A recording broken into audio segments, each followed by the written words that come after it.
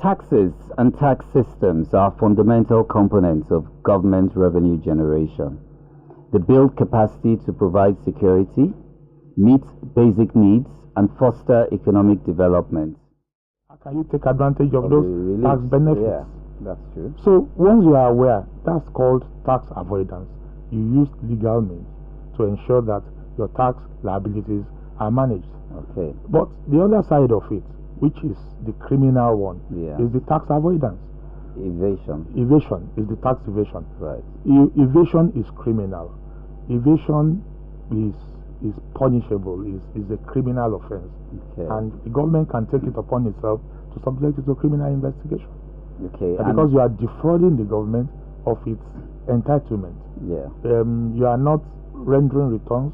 The government has made it easy. You walk up to the tax office and then do a voluntary declaration, self-assessment, and you ignore all of that, or you are under declaring your income in a manner that robs the government of the state government of its own income. Right. This income is necessary to provide basic amenities to fund the implementation of the budget. Yeah. If the government is not obtaining revenue through taxation to fund government expenditure, government resorts to borrowing. Yeah. And borrowing comes at a cost. Of course. So it's very important for the government to explain, to sensitize all of us to the need to make sure that we are not infringing on the law. Tax evasion is a serious offense. Okay. And then the government has given us a 9-month window now for everyone to live up to expectations. So something comes to mind, the statement that ignorance of the law is no excuse. Yes. And I know that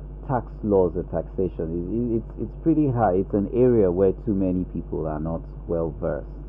And that perhaps explains, although does not necessarily justify tax evasion on the part of a lot of people.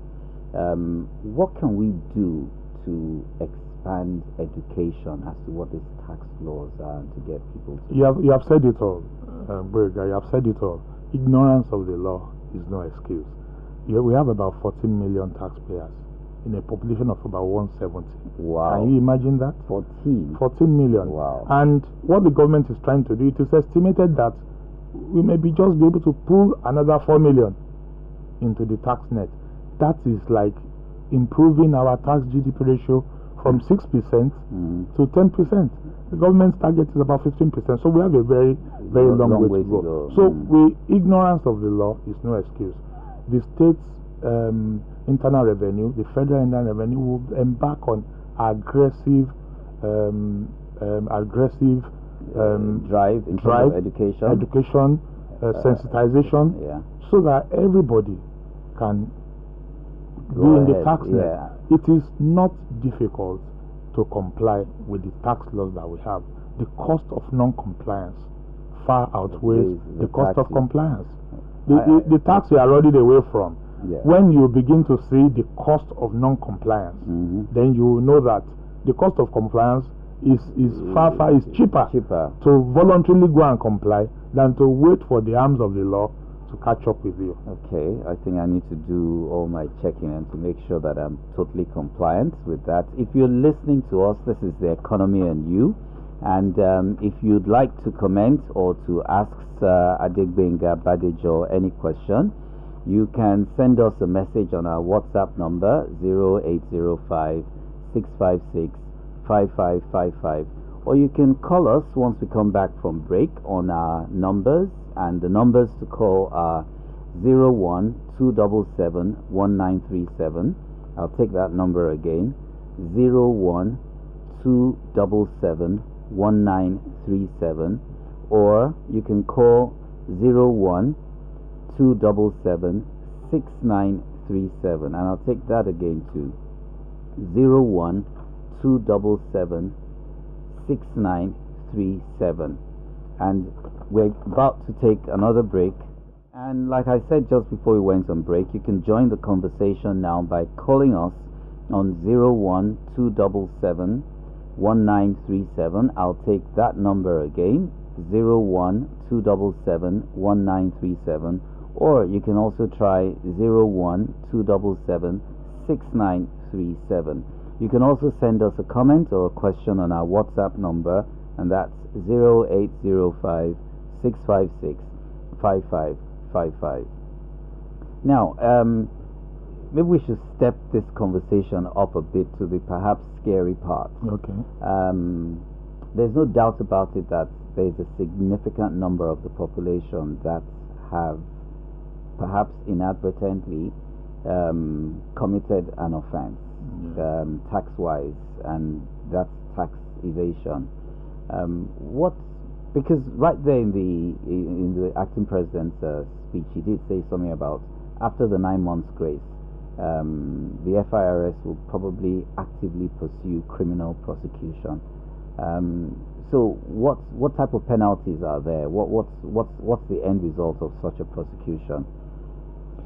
Well, it comes with very stiff penalties. Yeah, because you did say the cost of compliance is much less than the yes. cost of not complying. So it'll be good to share. Yes, it's very clear that once criminal prosecution is commenced, the embarrassment comes with a cost. Yeah. The loss of goodwill comes with a cost, and if found guilty, there's a maximum penalty of a jail term of about 5 years.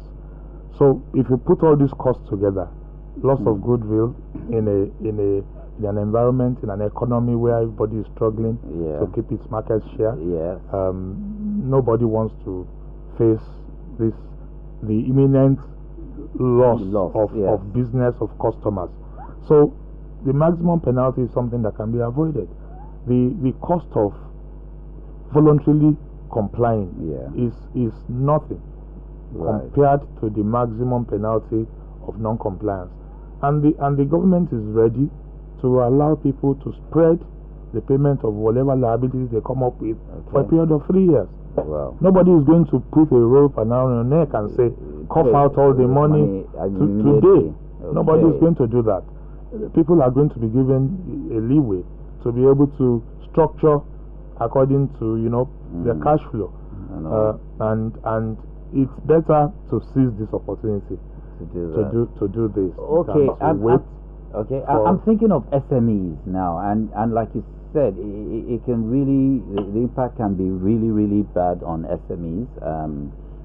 Small businesses tend to be owner run, and the owners tend to need to be so much present in their businesses. If anyone or any SME were to have a chief executive officer have to go to jail or face goodwill, it will negatively impact that business significantly. So right now, given the kind of information we have available in the executive order, what steps should any corporate organization be taking now to positively respond to this? I can tell you for free from my experience over time. Yeah. A lot of people don't comply because of the fear that they will be subjected to excessive taxes. Right. But there's nothing like that. There are laws that takes cognizance of your situation. Okay. There are laws that takes cognizance of the need for business continuity. And if you are not complying, you are running away from what you don't even know. Mm-hmm. You are running away from what will not harm you. People, SMEs, are expected to, for instance, within 6 months of starting a business, you are supposed to register for VAT. You fail to go and register for VAT, penalties for non-registration starts to accrue. Wow. What does it take to approach a tax authority and register? Okay, it costs nothing. We seem to have a call coming in. Hello? Hello? Good evening, my name is Bolaji. Good evening, Bolaji. Where are you calling from? I'm calling from Ikeja, Opabi, precisely. Okay, Bolaji from Ikeja. Thank you so much for calling in. Do you have a question? Do you have a comment? Yes, I have a question for the man sitting. I came in just now and then I tuned in. I have a question quickly. Okay, go ahead. I used to work somewhere in Port Harcourt. I just came down to Lagos. But over my time working over there in Port Harcourt, people collect tax from our pay at the end of the day. Now, how do we individually, we work in a factory, how do we get a tax ID if you are being taxed? I don't understand. Now, I came down to Lagos as well. In some cases, you want to do something that relates to government issues and they ask you of tax ID individually. What do you present? It's a give and take situation now. If I am paying to the government, I expect them to give me an ID card that can show that, yes, this fellow is actually paying his tax. Bolaji, the truth about this is that every employer must obtain a tax ID for its employee. Yeah. As your monies are being deducted, they must be remitted to government within 15 to 30 days of deduction. And then at the end of each year, they must make returns to the state inland revenue, who will then issue you a tax certificate for as evidence of your compliance. And this, sir, is irrespective of whether there are two different states. Any state in the federation ought to be able to issue that. Any state in the federation where your income PAYE is being deducted must issue you a tax ID at the end of a year when your tax returns have been fully made and compiled. You will be issued a tax clearance that you can take anywhere in the country. So I think if you're still listening to us out there, that this is something you need to take up with your employer. Okay, there's another call coming in. I hope it's not. Hello. Hello. Hello. Good evening. Hello. Hello. Good evening. Good evening. My name is Mrs. Adins. Sorry, we lost you a bit there. Your name is? Mrs. Adins. Okay, please go ahead with your question. Okay. My question is, I have a school that has think of years that have not been able to replace well. And I think the government can help somebody. Okay, it seems like we lost that call. I wasn't too clear, so I think it's a network issue. Hopefully, you'll call back and the line will be clearer and we'll be able to take the comment there. But if we could just go to the first call. Okay, the call's coming in again. Hello? Hello? Hello? I think we lost it again. The first call, and this seems to be a problem with quite a lot of people. How much of pressure can one put on an employee with respect to the tax ID? Or should it be a matter of awareness so that right from the start, any worker anywhere in any state of the federation should be aware that I need to get a tax ID? Hello? Okay, yes, thank you for calling back. Okay. Right, it's much clearer now and we can hear you. So the question? The question is, since I have run this school for 5 years now and I have not broken even yet, is there any way government can help us to give us rebates as per paying the tax? Okay, so Badejo will answer that question. She's run a school for 5 years. She has not broken even, and she's wondering, can she get a rebate on tax or something? What happens to a business in such a case? Not making profits. How is such a business assessed for taxation? Madam, I suspect that your school must have been registered as a business name.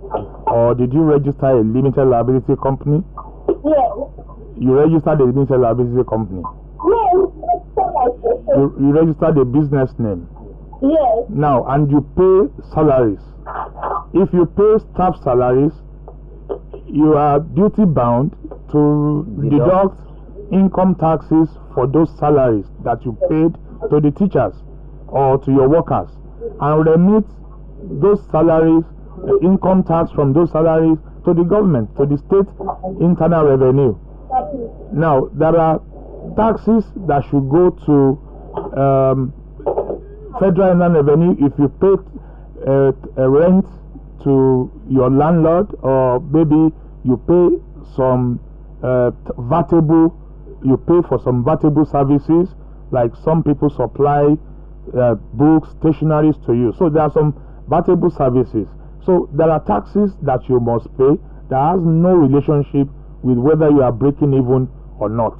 When people supply goods and services to you, there are taxes that should attract. When you are paying salaries, there are taxes that should attract. when you are paying maybe contractors to supply services, there are taxes that applies, that attract, that are attracts. So breaking even is a matter of determining the income, what is left. If you are making losses, there are provisions in the laws that takes care of you, but you need to put together your returns in a manner that the taxman can see all your income and expenditure, and the taxman can see that you are not breaking even. You can't sit in your office and expect the taxman to know your circumstances. You must be upfront. You must come up so that your peculiar circumstances can be understood. If I can say something here, and it resonates from the questions we've had so far, the calls in. I still find a situation where there are lots of people out there who do not know where to go to get good tax advice. Perhaps it may also be a fear of cost. Yes. But I think the starting point is to know that I can go to such a place and someone can actually give me the proper advice relating to my circumstances as to how I should approach the matter of tax. So where is this place? Who are these professionals? Right now, the government has declared every blessed Thursday of every week as a tax Thursday. There will be serious, sensitization. There will be serious education. And then people can walk into state tax offices. Inland revenues, Lagos State Inland Revenue, Ogun State Inland Revenue. Every state has conspicuously identified tax offices. And the Federal Inland Revenue are all over the place. So people can walk up to these tax offices and ask questions concerning their tax status. Now, once you are doing it voluntarily, there's nothing to fear. You don't need to exercise any fears. And there are also tax consultants that are all over the country willing to assist you. There's the Institute of Chartered Accountants. There's Institute of Tax, Chartered Institute of Taxation, where you would be able to get help if you need help. You can consult. You can, if you go into the tax offices and you think somebody is trying to take advantage of you, you can complain to a superior officer in the tax authorities who would be willing and be able to help you solve your problems. But what I want to say is, it is not difficult to comply. The cost of non-compliance is far more higher than the cost of compliance. So thank you, Sir Adegbenga Badejo. It is not difficult to comply with your taxation. The cost of non-compliance is much greater than the cost of the actual tax you want to pay. And in addition to that, there's another message, and that's that the government has declared every Thursday as Tax Thursday. So step out there if you're an SME, if you're an individual in an SME, and find out what's your assessment, what do you need to pay in terms of tax. Don't get caught in the prosecution part of the executive order. You're better off being caught in the compliance part of the tax order. So thank you, Sir Adegbenga Badejo, for sharing with us this evening. It's been a wonderful program with you, and hopefully I look forward to having another session with you where we can see that the people in the tax radar have actually increased. And we've now come to the end of today's program. But do remember, the conversation continues online, and you can always download the entire program on www.edcradioonline.com. I'll take that again. You can download the entire program on www.edcradioonline.com, or you can continue to connect with us on our WhatsApp number 0805 656 5555. My name is Adegbenga Badejo, and that's a wrap up for today. See you next week for another exciting edition of The Economy and You, powered by First Bank of Nigeria.